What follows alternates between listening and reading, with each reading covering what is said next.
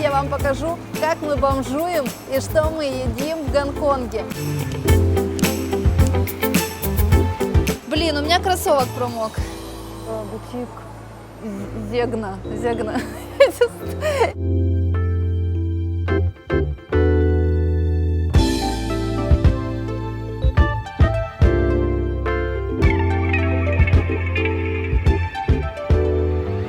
Приветствую всех у себя на канале, меня зовут Кристина, это Кирилл. Мы путешествуем и понемногу живем в разных странах.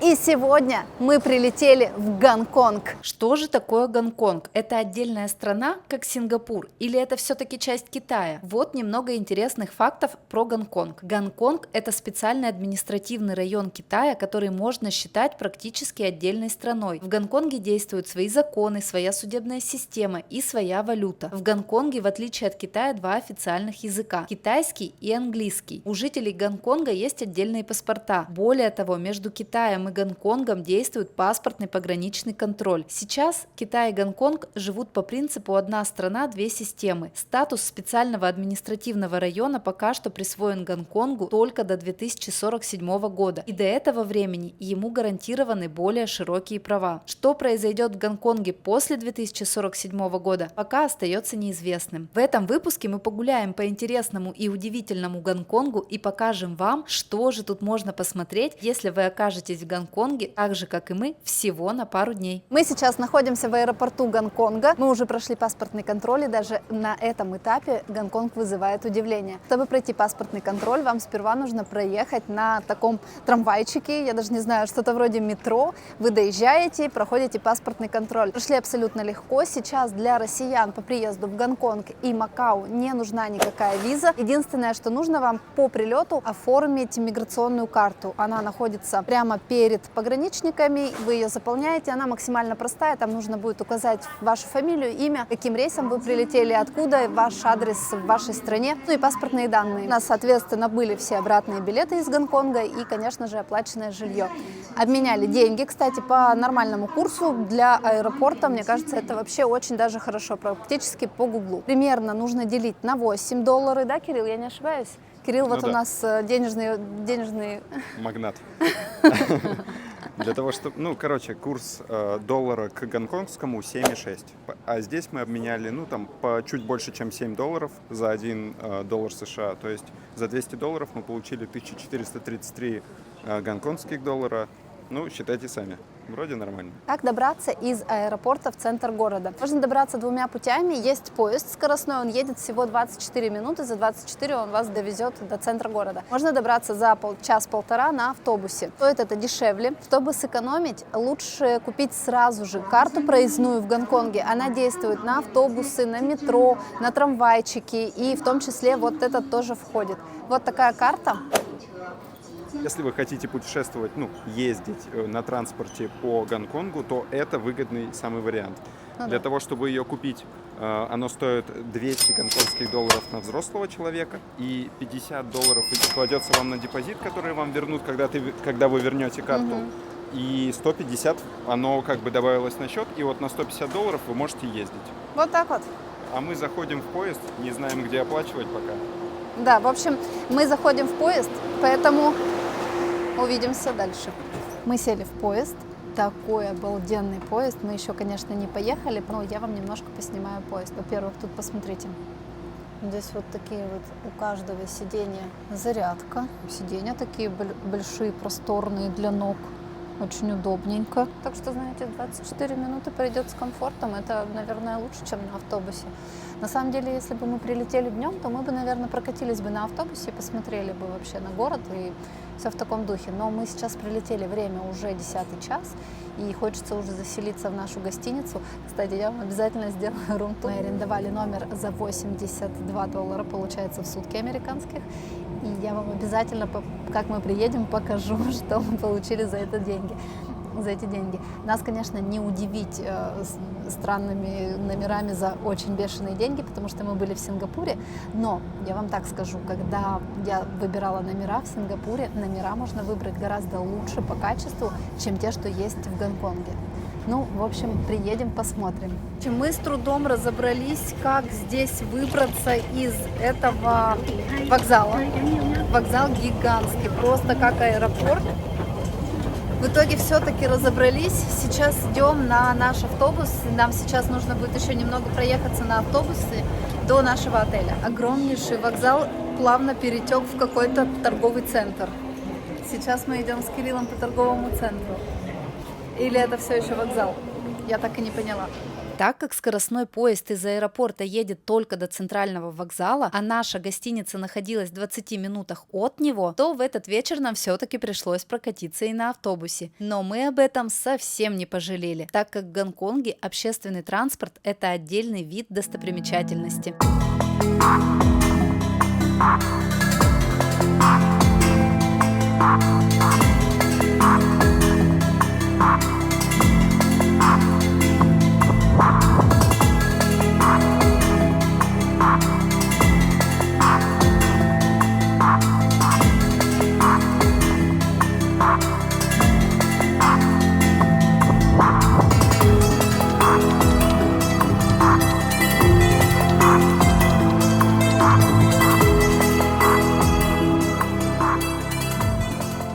Я просто не могу вам не показать рум-тур нашего номера, который мы сняли за 82 американских доллара. Снимаю на 0,5, поэтому, возможно, будет казаться больше, чем тут есть на самом деле. В общем, вот здесь какой-то ящик, вот здесь ванная. Кстати, посмотрите, здесь поставили очень крохотную ванну. В общем, на этом ванна закончена.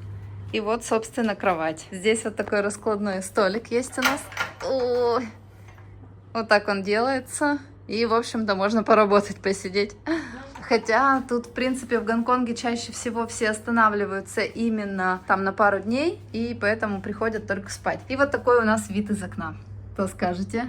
В Гонконге самое дорогое жилье в мире. Гонконг расположен на 262 островах, но самые основные, где проживает наибольшее число людей, это остров Гонконг, полуостров Коулун и остров Лантау. Гонконг – это чрезвычайно густонаселенное место. Численность населения на 2022 год превысила 7 миллионов человек, а плотность населения составляет более 6700 человек на квадратный метр. Спрос на жилье очень высокий, а места мало. Поэтому здания тут строятся вверх, и именно здесь самое большое количество небоскребов в мире. Удивительно, но большая часть Гонконга по-прежнему остается незастроенной. Население проживает примерно лишь на 25% всей площади Гонконга. Остальная часть состоит из парков и заповедников и покрыта зеленью. Связано это в первую очередь с тем, что в этих местах преобладают холмы и горы с крутыми склонами. Все это, конечно же, накладывает отпечаток на стоимость и размер жилья. Часть людей, зачастую простых работяг и иммигрантов, до сих пор вынуждена жить в ужасно маленьких квартирах-клетках площадью от 5 до 12 метров. Мне не удалось увидеть такие квартиры изнутри, но на фасад одного такого дома мы посмотрели. Ну и как вы, наверное, могли догадаться, мы пришли к знаменитому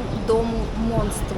Этот жилой комплекс был построен в 60-х годах, и в нем 5 блоков, которые состоят из 2243 квартир, которые могут вместить около 10 тысяч человек. В этом месте, кстати, снимались фильмы «Трансформеры» и «Киберпанк. Призрак в доспехах». На самом деле, конкретно этот дом не самый монстр из тех, что есть в Гонконге. Только в этом районе подобных домов несколько, а уж если брать в расчет его высоту, то на фоне современных муравейников он и вовсе меркнет. Тем не менее, этот дом уже стал важной туристической точкой и символом жилищных проблем Гонконга. После того, как мы погуляли в районе домов-монстров и посмотрели на самого известного из них, мы решили отправиться в одну из главных достопримечательностей Гонконга. Мы, конечно же, решили отправиться на знаменитую, самую главную достопримечательность Гонконга – это Пик Виктория. Если у вас буквально пару дней, то мне кажется, туда нужно съездить обязательно.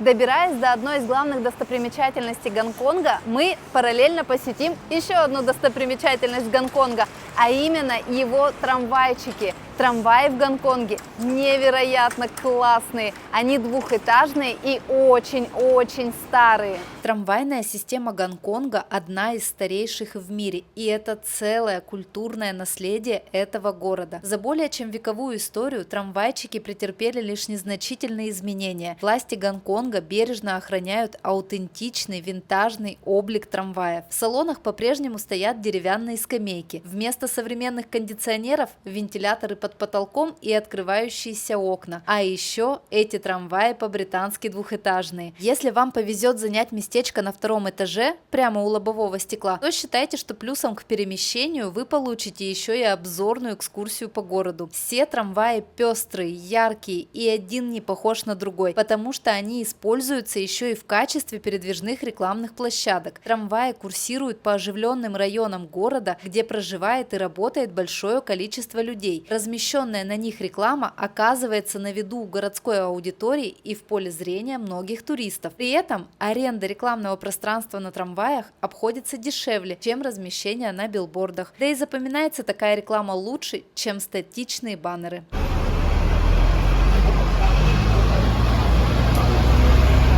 Прикольные трамвайчики, они такие деревянные, старенькие. Очень сильно шатает, поэтому Кирилл тут чуть дважды не упал.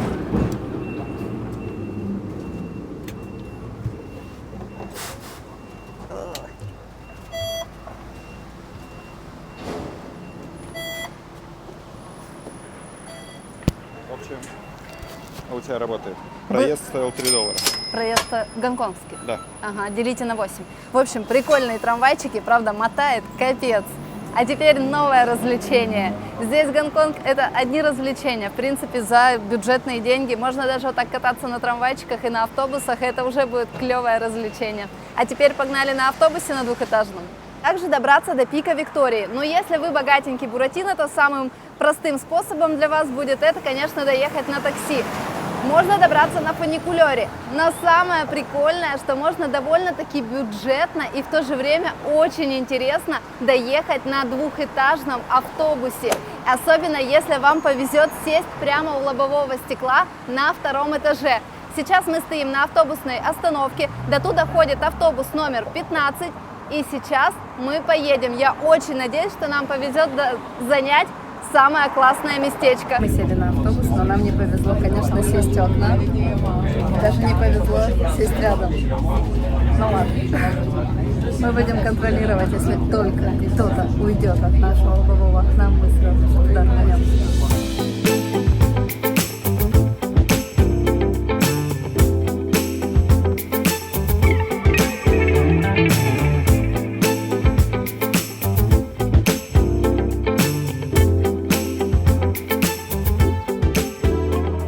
Поднялись до пика Виктории. Сегодня здесь довольно-таки пасмурно, облачно и ветрено. И из этого довольно холодно. Я только в шортах и в футболке, у меня вообще с собой нет теплых вещей, и я так, немного даже прохладно становится. Здесь очень красиво. Однозначно обязательно поднимайтесь, если будете в Гонконге. Безумная красота, очень красивые виды открываются на город, на залив. Пик Виктория, возвышающийся на 552 метра над уровнем моря, является одним из самых знаковых мест Гонконга. Это высочайшая точка на острове Гонконг, откуда открываются потрясающие виды на город-государство и окружающие его острова. Свое название пик получил в честь британской королевы Виктории, при правлении которой в 1842 году Гонконг стал колонией Великобритании. На вершине горы в то время была построена сигнальная станция для кораблей, чтобы помочь им безопасно войти в Гонконгскую гавань. В 1888 году на пике была открыта первая в колонии метеорологическая станция, а в начале 20 века здесь появился и знаменитый фуникулер Пик Трам, который по сей день остается одной из главных достопримечательностей. Этот необычный вид транспорта преодолевает крутой подъем в 27 градусов по специально проложенным рельсам, но к нему всегда огромная очередь, а времени у нас ограничено, и мы не стали на нем ехать. С обзорных площадок на вершине пика Виктории можно полюбоваться великолепной панорамой небоскребов делового центра Гонконга. Также здесь находится множество пешеходных троп, ведущим к пикам поменьше, садам и другим смотровым площадкам. Правда, до туда мы уже идти идти не стали, ограничившись лишь просмотром панорамы с главной обзорной площадки. Помимо захватывающих видов, на Пике Виктории располагается немало интересных мест, например, торговый комплекс Пик-галерея, восковой музей Мадам Тюссо, Пик-театр и ряд других достопримечательностей. Провести тут можно хоть целый день, и вам будет чем заняться. Если будете в Гонконге, то это место обязательно стоит посетить. Мы погуляли здесь, в окрестностях по территории, совсем на самый верх по всем тропам мы уже ходить, конечно, не стали, потому что у нас, опять-таки, повторюсь, всего 2 дня, и хочется посмотреть сразу несколько мест интересных, а их здесь просто масса. Как добраться до Пика Виктории, я вам сказала, мы добирались на автобусе номер 15. Сейчас мы отправляемся в самый-самый центр Гонконга. Туда ходит уже другой автобус. Мы сейчас будем ехать на автобусе номер 1 на Пик Виктория, и обратно ходит 2 автобуса в зависимости от того, с какой точки города вы едете, 15 и 1. Вот, собственно, так.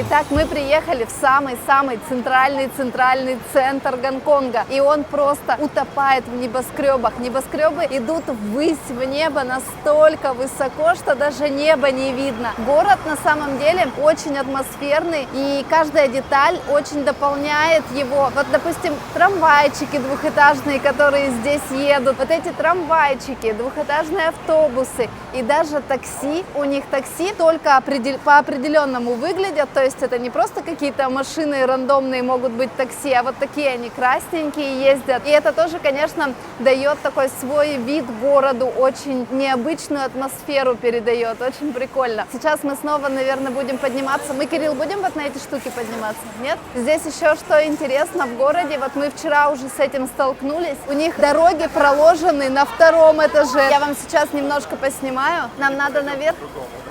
Смотрите. Вот мы, по сути, нам сейчас нужно подняться наверх, вот на вот такие вот, я даже не знаю, это вот я тоже называю просто, это даже не надземный переход, а как будто бы такая улица на 2-м этаже. Здесь так шумно, мы попали в какой-то то ли рынок, то ли типа того. Это даже не переход, потому что переход, по крайней мере, в моем понимании, это просто перейти дорогу, а здесь целая улица, и она просто перетекает одна в другую. Вот посмотрите, как это выглядит. И вот я просто, получается, мы сейчас на 2-м этаже, и вот это все вот этот 2-й этаж. И вот ты можешь просто поднимаешься, переходишь, идешь по вот этой улице, заходишь в торговый центр, идешь дальше. И это просто нескончаемо. Вот сейчас мы как раз-таки тоже поднялись на 2-й этаж. И мы, по сути, сейчас находимся на улице. Вот здесь вот такая площадь сзади меня. Но это все находится на 2-м этаже. Очень симпатичная площадь.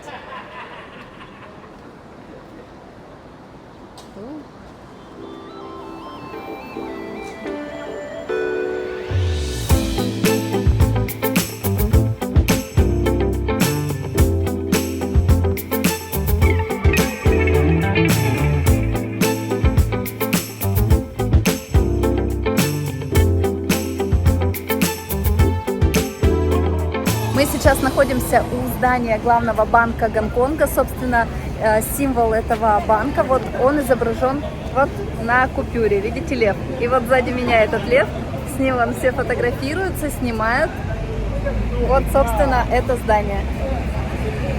Гонконг, конечно, впечатляет просто своими небоскребами и своими масштабами. Вы посмотрите, мы сейчас гуляем в таком, мне кажется, каком-то супер небоскребном центре. Очень много различных небоскребов. Простите за тавтологию, но это не сказать по-другому. Высотки просто поражают своими масштабами. Гонконг действительно прям удивляет. Наверное, ни для кого не секрет, что Гонконг — это очень-очень дорогой город. Наверное, один из самых дорогих городов мира. Чего только стоит аренда жилья и покупка жилья, которое самая дорогая в мире. Ну, вы, собственно, видели, какую каморку мы снимаем за $82 США. А сейчас я вам покажу, как мы бомжуем и что мы едим в Гонконге. Забрели в какой-то дорогущий торговый центр, нашли там супермаркет, и там была такая вкусная, аппетитная еда, относительно недорого. Короче, сейчас я вам покажу обед на $30 США. В общем, нам все это упаковали вот в такой пакетик. В общем, у нас здесь коктейль, авокадо, капуста кале и банан без сахара.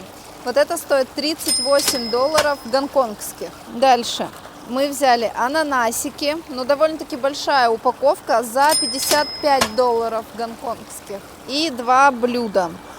Вот здесь у нас вот такой комбо-бокс. Здесь овощи, рис и курочка. Порция курицы, кстати, очень хорошая. Она горячая, вкусное блюдо. 78 гонконгских долларов. И вот такой салат с курицей, овощами. Много-много овощей за 60 гонконгских долларов. В общем, вот это все вышло на $30 США. Ну и после того, как мы подкрепились и не разорились, мы отправились осматривать город дальше. Помните, я только что удивлялась двухэтажным улицам Гонконга? Это не единственные необычные улицы, которые вы можете встретить, прогуливаясь по Гонконгу. Еще одна интересная особенность Гонконга – это его улицы, сделанные полностью из эскалаторов. И мы сейчас именно туда и направляемся. Уникальная особенность Гонконга – это система уличных эскалаторов, которая считается одной из самых длинных в мире. По сути, это всего лишь одна улица протяженностью около 3 километров. Неофициально эту улицу называют улицей ленивых пешеходов. Система эскалаторов строилась с целью улучшить доступность гористых районов центрального и западного Гонконга и на сокращение пробок в плотно населенных и загруженных районах. Эскалаторы обеспечили быстрый и удобный переход между нижними и верхними районами, существенно уменьшая время в пути и усилия горожан. Прокатиться на эскалаторах можно совершенно бесплатно, а на всей протяженности эскалатора есть навес, который защищает от дождя и солнца. Но стоит учитывать режим работы, так как с 6 до 10 часов утра лента движется только вниз, а вот уже с 10 утра и до полуночи направление меняется, и вы можете подняться на гору. Вся эта система эскалаторов ведет в район Сохо. Это считается таким богатым, модным районом. Здесь очень много тусуется в большей степени европейцев. Здесь больше всего европейских ресторанчиков, кафешек. Вечерами здесь открываются различные пабы, бары, клубы. И, в общем-то, жизнь кипит, людей здесь много. Сами жители Гонконга часто здесь, особенно молодежь, приходит, устраивает различные фотосессии и, в общем-то, проводит время. Здесь полностью район весь такой, то вверх, то вниз, где-то подняться, где-то спуститься. Кириллка попивает кофеек. Не мой. Мы решили прогуляться немножко по этому району и вернуться снова в центр, и оттуда уже поехать на другую сторону. Немного прогулявшись по району Сохо, мы спустились вниз, чтобы отправиться на другую, северную материковую часть Гонконга и посмотреть на знаменитую Гонконгскую аллею звезд, ну и поискать там отпечатки рук самого Джеки Чана.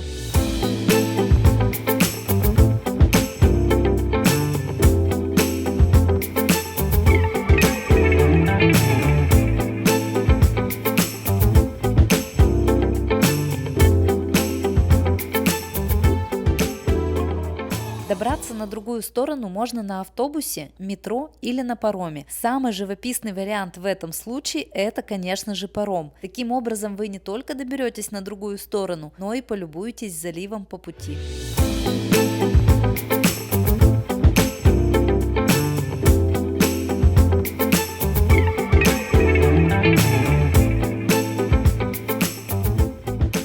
Я вам говорила, что не чувствуется тесноты и большого количества людей. Вот сейчас мы прибыли сюда на другую часть, идем в сторону Авеню Звезд, где как раз-таки тоже одна из самых таких известных достопримечательностей Гонконга. И вот здесь прям очень-очень много людей. Прям приходится выискивать себе, чтобы ни с кем не столкнуться, тропинку. Аллея звезд в Гонконге – это известная туристическая достопримечательность, аналогичная голливудской аллее славы. Только вот знаменитости тут отмечены не звездой на асфальте, а отпечатками своих рук на перилах набережной. Это место было открыто в 2004 году, и сейчас тут содержится более сотни ручных отпечатков и памятных табличек звезд, таких как Джеки Чан и Брюс Ли. Но самая популярная установка здесь – это статуя Брюса Ли в полный рост, вокруг которой собирается очень много туристов и поклонников. Лично мне это место показалось довольно скучным и неинтересным. К тому же здесь было очень много людей. Единственное, что мне очень понравилось в этом месте, это обалденные виды с набережной на городской пейзаж Гонконга. Тем не менее, раз уж мы сюда приехали, то решили прогуляться, найти отпечатки рук Джеки Чана и сфоткаться со статуей Брюса Ли. Как же много здесь людей. Просто очень-очень много людей. На другой стороне, кстати, было не так совершенно. Было гораздо меньше. Но сегодня суббота, наверное, поэтому. Ой, нифига себе у него руки. Так это вообще Смотри как. Вот, чтобы вы понимали, мое нормальное состояние вот такое. А тут, смотри, я не могу пальцы раздвинуть так сильно, как он. А ладоха, смотрите какая. Вот так вот. Интересно. Вот так вот. Величайший парень Вот так вот. на районе. Да, дай сфоткаю. Мы дошли до конца променада и нашли статую Брюса Ли. Вот она сзади меня. Как вы понимаете, здесь очень много людей. Сфоткаться мне вряд ли удастся. Ну, в общем-то, вот. И мы тут были. Благодаря суперзуму на iPhone я сделала фоточку этого памятника.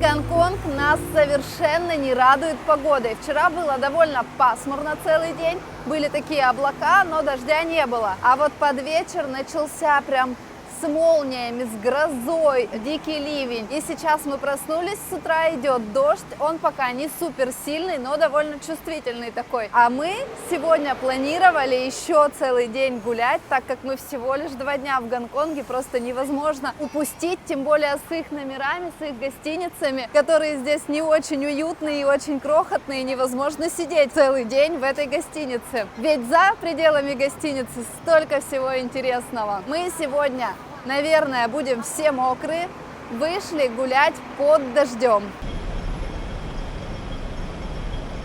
Гонконгский общественный транспорт такой классный. Вот мы сейчас просто едем в трамвайчике на 2-м этаже с такими окнами панорамными. Причем что спереди, что сзади они одинаково можно разглядывать. И здесь такая плотная застройка, и перед вами дома, всякие вывески. Даже просто поездка на вот таком трамвайчике, это такая как обзорная экскурсия по городу, что ли. Даже если сейчас дождь станет еще сильнее, и мы никуда не сможем поехать, в принципе, будет прикольно уже даже от того, что мы покатались на этом трамвайчике. И, возможно, просто пойдем в какой-нибудь гигантский торговый центр гулять.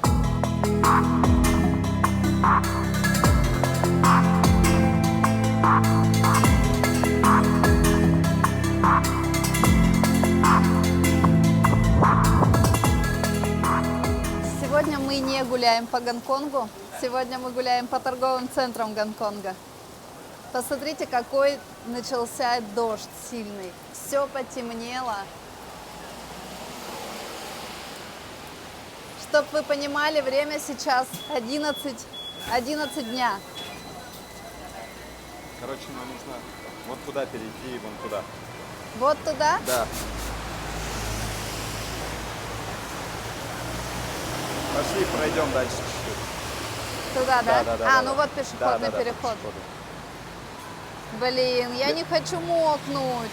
Если нам повезет, мы в какой-нибудь надземный переход попадем. Да, одно хорошо здесь в Гонконге, здесь много всяких этих переходов по верху. Пойдем? Пойдем. Ну, что делать-то? Надо идти.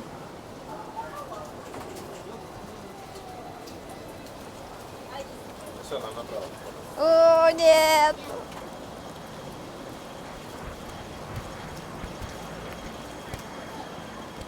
Тут получше. Тут уже неплохо. Ага, неплохо, не то слово. Отходите, пожалуйста.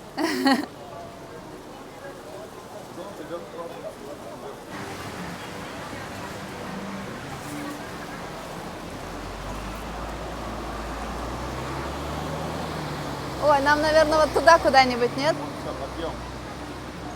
А, вот туда, нам вот туда. Отлично. Видите, вот здесь вот такие вот переходики, очень удобно. Короче, можно не мокнуть, мы сейчас поднимемся и пойдем вот по этой улице. Улице над улицей. Здесь вон все собрались, что-то торгуют всем подряд. Все кричат, что-то...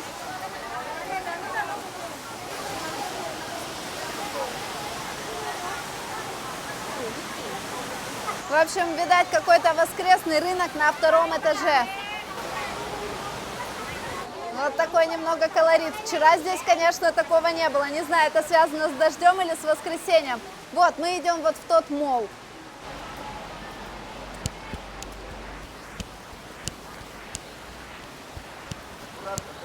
Блин, у меня кроссовок промок.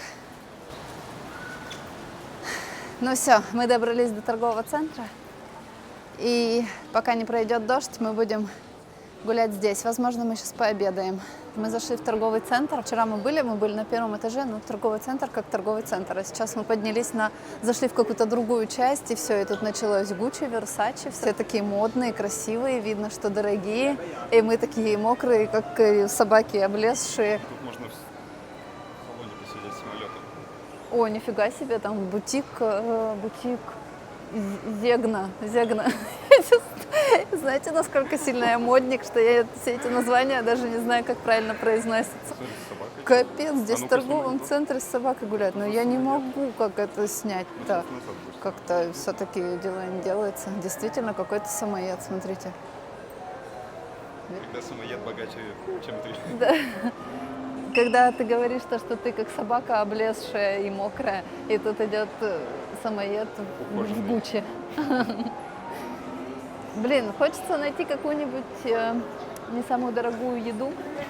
Как вы думаете, мы сможем это сделать в этом торговом центре, где вот все такими вот штучками перетянуто? Посмотрите. Играет тихо музыка. В Чанеле. В Чанеле? Там еда как будто. Слушай, вот у меня такое ощущение, что там вот надо еще типа выше подняться, а это этаж, не для нас как будто бы. Ну ладно, пойдем вот туда, пройдем, там людей побольше, они как на вокзале сидят, может быть, там загон. Загон для нищебродов. Здесь есть выход на террасу, и там, посмотрите, ненастье все хуже и хуже. Дождь просто идет в бок. Камера это снять не может, но вот если посмотреть вот туда наверх, блин, надо на iPhone снять, там супер зум, знаешь, такой.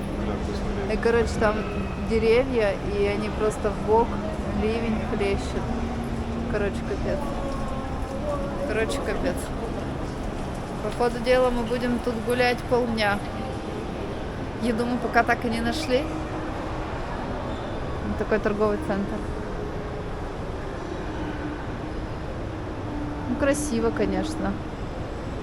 Ходили мы по этому торговому центру. Здесь единственное, что есть, это супермаркет City Super, где мы покупали еду. Но вчера мы, допустим, ее купили и ели на улице. Сегодня дождь. В самом этом супермаркете нет никаких столов. Вот, кстати, около нашего дома, там в этом супермаркете есть столы, и то, что вы взяли, можно поесть прям там. Ну и, собственно, в Таиланде там также можно делать. Да кучу, вот по странам Юго-Восточной Азии ездим практически везде. Вот если есть такой большой торговый центр, где продают готовую еду, там везде можно есть прям там, в этом торговом центре. Нас, конечно же, спас Макдональдс, но, опять-таки, здесь такой маленький Макдональдс, всего 3 стола, все, конечно же, забито. Заказ выдали быстро, но сейчас вот вроде бы там освободился стол, мы идем туда. Я прям стояла здесь над душой у людей, ждала, когда они поедят, чтобы занять стол. В общем, найти еду здесь не очень просто сделать, мы причем находимся в довольно-таки, таком месте, где должно быть ее много, а по факту Вот здесь как тесно, кстати, как и везде в Гонконге. Все очень кучно, очень тесно.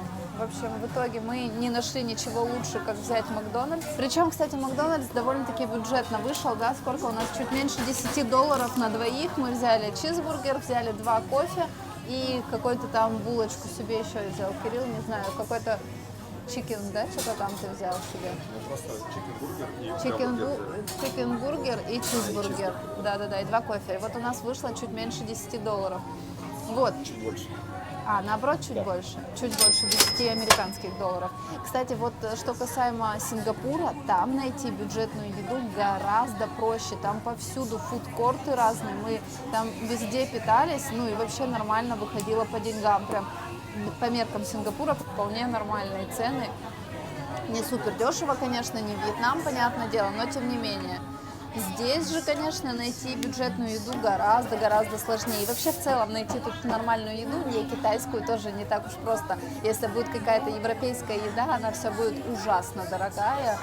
И вот, ну, разве что вот в торговом центре покупать готовую. Вот, таких привычных фудкортов тут нету. Вот в Сингапуре, опять-таки, вспоминаю, вот обязательно посмотрите мой выпуск. Не знаю, снимала я там или нет, мы были на фудкорте, там такой большой фудкорт прям в самом центре города, он такой как бы уличный, грубо говоря, ну под навесом такой, он очень симпатичный, и там куча просто разной вкусной еды за недорогие деньги. Кофе можно попить, десерт можно съесть, ну короче, очень много всего. Здесь такого нет, здесь такого не найдешь. Ну что, мы садимся есть? Пока что второй день в Гонконге протекает таким образом.